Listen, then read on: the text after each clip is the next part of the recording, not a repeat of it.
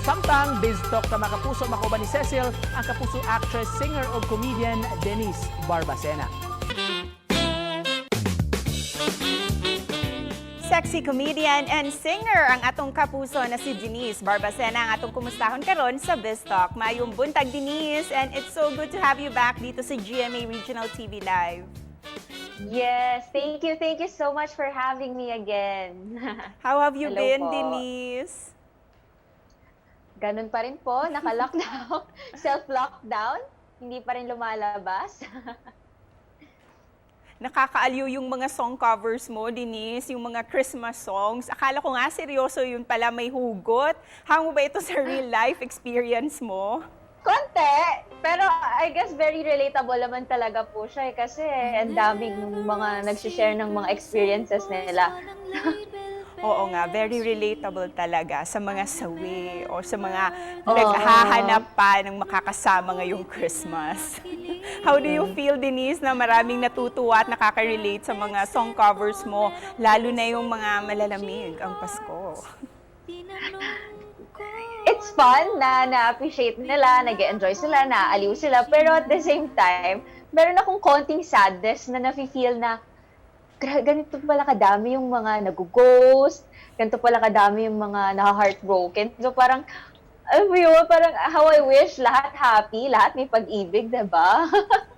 Kaya pala, kaya maraming nakaka-relate sa mga song mo. Kasi buong puso mo rin itong shinare para sa mga kapuso, para sa mga followers mo, di ba, Denise? We just work together, yung lyrics tsaka yung tono. Hindi ko rin po talaga ina-expect na maraming ang makaka-relate kasi hindi ko siya intended na parang para makarelate sila or mag-viral or whatever. So basta nilabas ko lang, natuwa lang ako. Pero Denise, pag-usapan natin, kasi aside from working from home for Bubble Gang, naging busy ka na para sa taping ng bagong series ng GMA, ang I Can See You series. Yes, Please tell us more about your role dito sa Love on the Balcony episode. Yes, ako po dito si Didi, ang best friend po ng character ni Leia, ni Miss Jasmine Curtis. Kami po ay mga nurse, frontliners. Very in time or timely yung episode namin. So, we hope na maging inspirasyon itong episode namin sa lahat. Bilang ito yung first taping mo outdoors, since the lockdown, paano ka na-convince, Denise, to accept this role and for this episode ng I Can See You? Sa totoo po, yung bank account ko, parang kailangan ko na magtrabaho. Well, that, if I'll be honest, and yung kagustuhan mo na talaga na gustong mag-work. And with all the changes na nangyari sa taping nyo, sa production nyo, ngayong new normal na, how were you able to adjust to everything, lalo na yung interaction mo with your co-stars? Kasi sila rin mindful eh. So, nakakapanibago na wala na yung traditional na mga beso-beso, yung mga kwentuhan sa set. Sobrang nakakapanibago and may learning bawat changes. And hopefully, maka-adapt talaga tayo real fast. Talking about learnings, ano yung mga aral na mapupulot natin from your episode, itong Love on the Balcony?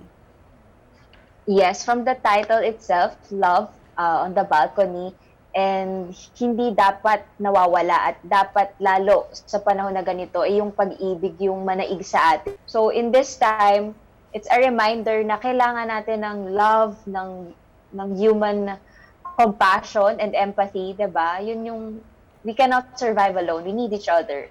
Let's invite all our kapuso to watch this episode, Denise. Yes, mga kapuso, bagong-bagong offering po ng GMA para po sa inyong lahat. Ang first episode po ng I Can See You, ang Love on the Balcony. Tayo po ay muling iibig, mai-inspire, at hopefully mabigyan po ng pag-asa ang bawat isa po sa inyo. And of course, Denise, before we let you go, baka naman pwede naming pakinggan itong mga hugot Christmas songs mo. Baka naman you can share a few lines for our viewers. Ang Pasko ay sumapit, pinagpalit ka sa malapit. What up? sinuportahan ko talaga yung sarili ko. Thank you so much, Oo Denise. Naka-lockdown tayo, so malalayo tayo sa isa't isa. So, naku po. Thank you so much, Denise, for spending your morning with Thank you po. us. Ingat ka. Salamat, mga kapuso. Hinaot mga kapuso nga nalingaw kamo sa dalit ni Denise this morning ug ayon yung si Piatang bagong dalit sa GMA Network ang weekly series nga I Can See You nagkalain-laing istorya kini nga dili gayud ninyo angay si Piaton. And for exclusive online drama, comedy and music content, just visit www.gmanetwork.com/gets for more videos kauban ng inyong paboritong Kapuso star. Ug more stories pa sa pagbalik sa GMA Regional TV Live.